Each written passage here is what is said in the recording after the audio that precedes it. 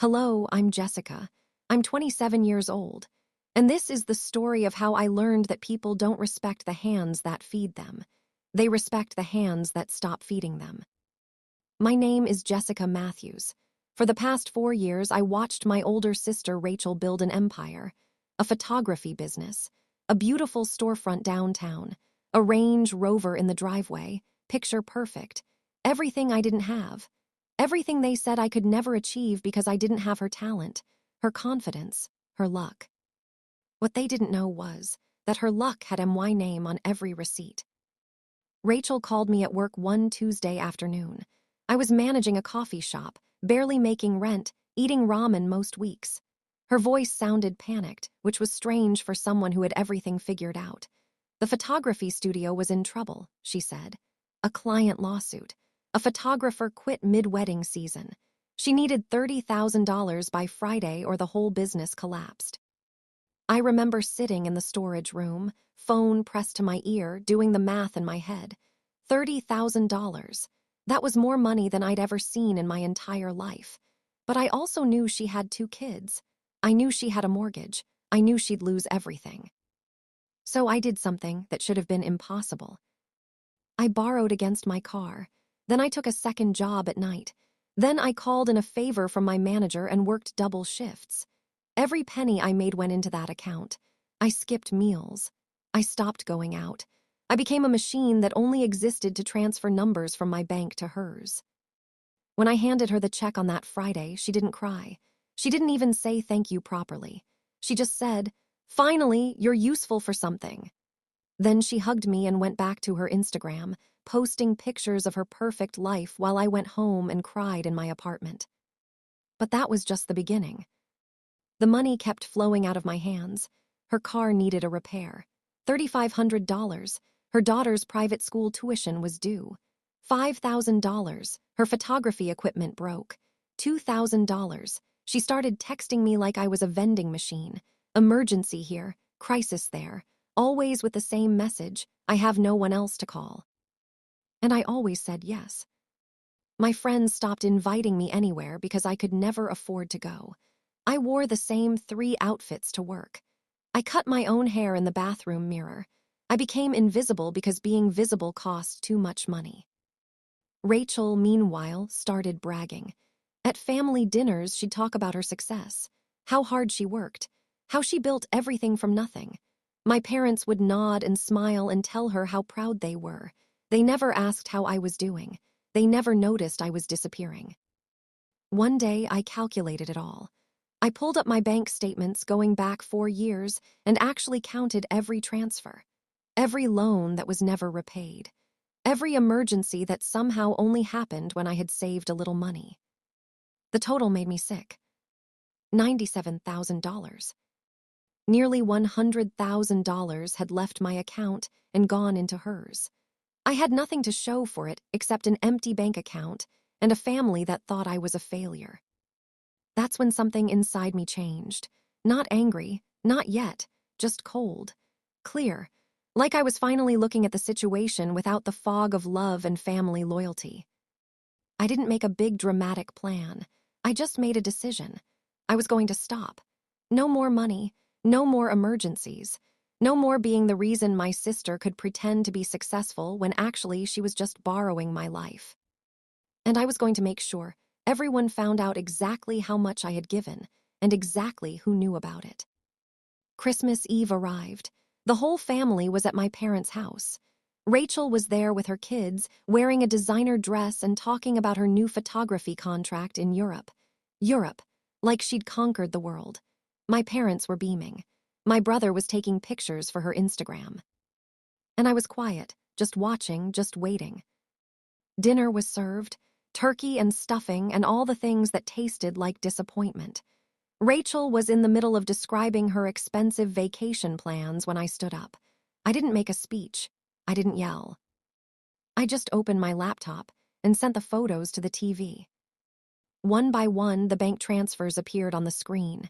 30,000, 5,000, 2,000, 9,000, over and over and over. The numbers just kept coming. My sister's face went completely white. My mom asked what this was. I answered her very simply. These are the reasons I've been poor, while Rachel has been getting rich. Every number on that screen is a choice I made to keep her life together while mine fell apart. Rachel started talking fast, making excuses. She said she would pay me back. She said it was temporary. She said I was RUINING Christmas. But then my dad scrolled through the documents I'd prepared. He saw the calculations. He saw the 4-year timeline. He saw that while my sister was posting pictures of designer bags on Instagram, I was selling my textbooks to help pay her mortgage. My brother whispered, "Jessica, is this real?" "Every penny is real," I said quietly. And then I told them the part that really changed everything. I opened another file. This one showed a property deed, a house, in Rachel's name on the paperwork, but MY name as the actual owner. The house she'd been bragging about on social media. The beautiful place she was talking about expanding into a photography studio. I owned it. I'd bought it 2 years ago when she was drowning in debt and facing foreclosure. Instead of letting her lose everything, I purchased the property in my name, rented it to her at cost, and let her think she was building equity while I was actually keeping her from being homeless. Rachel's mother stood up. She just stood there, looking at her daughter like she'd never seen her before. My dad's hands were shaking as he held the deed. "You did all this?" my mom asked me. "You sacrificed everything." I shook my head. "I sacrificed nothing. I made a choice. What I'm doing now is making a different choice." Rachel tried to touch my arm. She was crying now. The designer dress and the perfect hair and the confidence had all cracked away. Underneath was just someone who'd let her sister disappear to pay for her dreams. "Jessica, please," she whispered. "Please don't take the house. Please don't leave us." I looked at her for a long time. Then I told her the truth that nobody wanted to hear. "I'm not taking anything from you. I'm taking my life back. You can stay in that house. Your kids can stay safe. But things are different now. No more money. No more emergencies that only I can solve. No more pretending that you built something when actually I built it for you." My father asked how much money I'd given her over the years. When I told him $97,000, he sat down heavily. My mom covered her face. "Why didn't you tell us?" my dad asked. "Because you were so proud of her," I answered. "And she asked me not to. She said it would ruin her image, so I chose her image over my own reality." The Christmas dinner sat untouched. The tree lights blinked over a family that was learning exactly how fragile success built on someone else's sacrifice really is. Rachel didn't fight me anymore. She just sat there, finally understanding that her lifestyle wasn't about her hard work. It was about MY hard work, about MY choices, about MY life being smaller so hers could be bigger. Later that night, after everyone had left and the house was quiet, my mom found me in the kitchen. She had something in her hand. It was a check for $50,000. She told me it was from her savings. She said she'd been putting money away for years, thinking it was for retirement, but now she realized it needed to go to the person who actually deserved it, to the person who'd been working while everyone else was celebrating. I tried to refuse it. I really did. But she pressed it into my hand and said something I'll never forget. "I'm sorry I raised you to think that staying small was the same as being kind. You deserve to take up space in this world, Jessica. You deserve to be seen." For the first time in 4 years, I cried. Not from sadness, not from anger, but from finally being acknowledged, from having someone see what I'd been doing all along. I walked to my car that night and sat in the driver's seat, holding that check.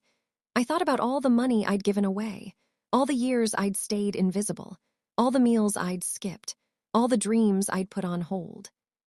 And I realized something important. The money didn't matter as much as the message. The message was that I was done. Done being the safety net for people who took me for granted. Done making myself small to make others comfortable. Done pretending that sacrifice was love when actually it was just enabling. Rachel's business is still running. She's still taking pictures, still posting on Instagram. But now she's paying her own bills. Now she's earning her own success. And you know what? She's actually getting better at it. Turns out you build real confidence on real effort, not on borrowed money and your sister's suffering. As for me, I quit the coffee shop. I started my own business. Nothing fancy. Just me and my skills and my refusal to make myself disappear for anyone anymore. The house still has Rachel's name on it too. We worked that out over time. But now we have a real conversation about it. Now there's respect. Now there's honesty. My parents call me more. They ask about my life. They actually listen when I talk. It took them losing one daughter's respect to finally gain their other daughter's honesty. And that, I learned, is worth more than all the money in the world.